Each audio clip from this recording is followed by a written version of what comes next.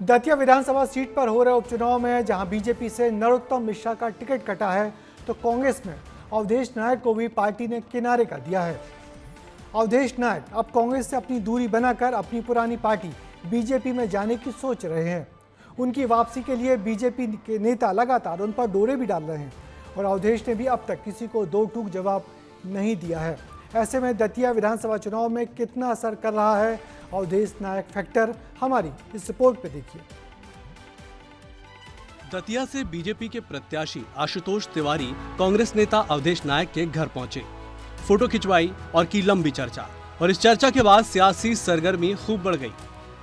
चुनावी मौसम में नेताओं की हर मुलाकात की अपनी कहानी होती है और हर तस्वीर के कई मतलब निकाले जाते हैं। जब इन दोनों नेताओं की मुलाकात हुई तो कई सवाल खड़े किए गए। सवाल ये भी थे कि क्या अवधेश नायक फिर बीजेपी के होने वाले हैं। राजनीतिक गलियारों में हलचल तेज होती इसके पहले ही उन्होंने एक्स पर पोस्ट कर साफ कर दिया, मुलाकात तो हुई है लेकिन उन्होंने निर्णय नहीं लिया है, यानी वो फैसला ले सकते हैं। प्रत्याशी कोई भी हो, मैं भी 2 बार विधानसभा चुनाव लड़ा तो सौजन्य भेंट सारे दल के नेताओं से, प्रमुख लोगों से प्रत्याशी करते हैं। पूर्व में कांग्रेस के प्रत्याशी भी आ चुके हैं, उनका भी फोटो वायरल हुआ था, तो इसमें कुछ और निहितार्थ खोजने की आवश्यकता नहीं है। सौजन्य और सामान्य भेंट थी। कई संकेत हैं?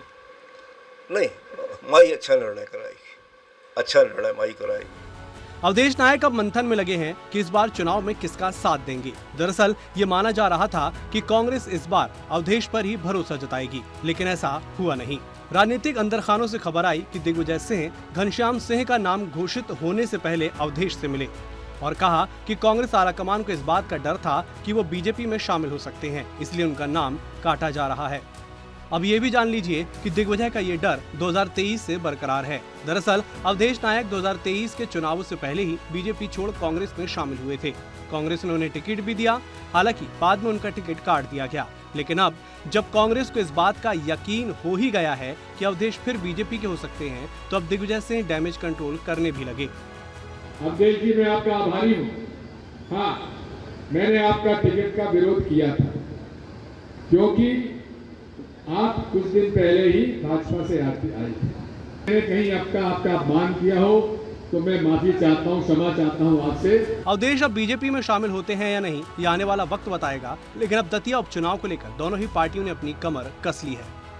कांग्रेस ने 40 स्टार प्रचारकों की सूची जारी की है, जिसमें पूर्व सीएम कमलनाथ और दिग्विजय सिंह का नाम भी शामिल है। कांग्रेस विजयपुर फॉर्मूला पर चुनावी मैदान में उतरी है, तो वहीं बीजेपी की रणनीति कांग्रेस के नेताओं को तोड़ चुनाव जीतना है। देखिए, कांग्रेस सुर्खियों में बने रहने के लिए कि एक दिन हम कैसे दिख जाएं, एक दिन हम कैसे छप जाएं और कैसे हम सुर्खियां बन जाएं, उसके लिए काम करती है। कांग्रेस में न तो नेता है, न नीति है, न नीयत है। बिल्कुल बिल्कुल। विजयपुर में जिस तरह से जो है आदिवासी समाज को और अन्य समाजों को हमने संगठित किया था और जिस तरह से वहाँ पर जो है गद्दारी के खिलाफ वातावरण बना था, वैसे ही वातावरण यहाँ पर बनेगा। उम्मीदवार तैयार हैं और रणनीति भी, यहाँ चुनावी मैदान भी सज चुका है। अब सवाल ये है कि कौन जनता के मापदंडों पर खरा उतरता है।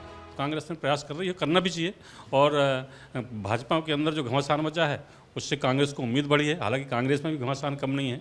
कांग्रेस के एक दावेदार अवधेश जो नायक हैं वो नाराज हैं और उनकी भाजपा में वापसी की चर्चाएं चलने लगी हैं। देखिए क्या होता है, लेकिन कांग्रेस अच्छी कोशिश कर रही है जी। मुकाबला टक्कर का है। ऐसे में अब निगाहें इस बात पर टिकी हैं कि दल बदल की अटकलें कितना असर डालती हैं, चुनावी रणनीति कितनी सफल होती है और आखिरकार दतिया की जनता किसके पक्ष में अपना फैसला सुनाती है। ब्यूरो रिपोर्ट, विस्तार न्यूज। तो दतिया विधानसभा में चुनावी सरगर्मी तो खूब बढ़ गई है, लेकिन इस सीट की सियासत में वोटों का गणित किसी एक वर्ग के भरोसे नहीं चलता, बल्कि ओबीसी और अनुसूचित जाति के मतदाता यहाँ जीत हार की सबसे बड़ी चाबी माने जाते हैं। तकरीबन 2,20,000 मतदाताओं वाली सीट पर जातीय समीकरण बहुत अपनी अहम भूमिका निभाता है। यदि हम आंकड़ों पर नजर डालें तो दतिया में सबसे बड़ा वोट बैंक ओबीसी वर्ग का है, जिसकी हिस्सेदारी करीब 44.6% है। उसके बाद सामान्य वर्ग का मतदाता 28.2% और अनुसूचित जाति वर्ग का मतदाता 27.2% है। यानी 3 बड़े सामाजिक समूहों के बीच संतुलन साधना किसी भी उम्मीदवार के लिए जीत का रास्ता तय करेगा। उधर जातिगत समीकरण की बात करें तो ब्राह्मण मतदाता करीब 15.6% और अहिरवार मतदाता लगभग 15.5% हैं, जो दोनों वर्ग इस सीट के बड़े प्रभावशाली समूह हैं। यानी दतिया की चुनावी लड़ाई में उम्मीदवारों के लिए सिर्फ लोकप्रियता नहीं बल्कि अलग अलग जाति समूह के बीच भरोसा और सामाजिक समीकरण बनाना ही असली चुनौती होगी। इसलिए यहाँ स्टार प्रचारक और पार्टी के अन्य कार्यकर्ता भी चुनाव जिताने और हराने में बड़ी खास भूमिका निभाएंगे।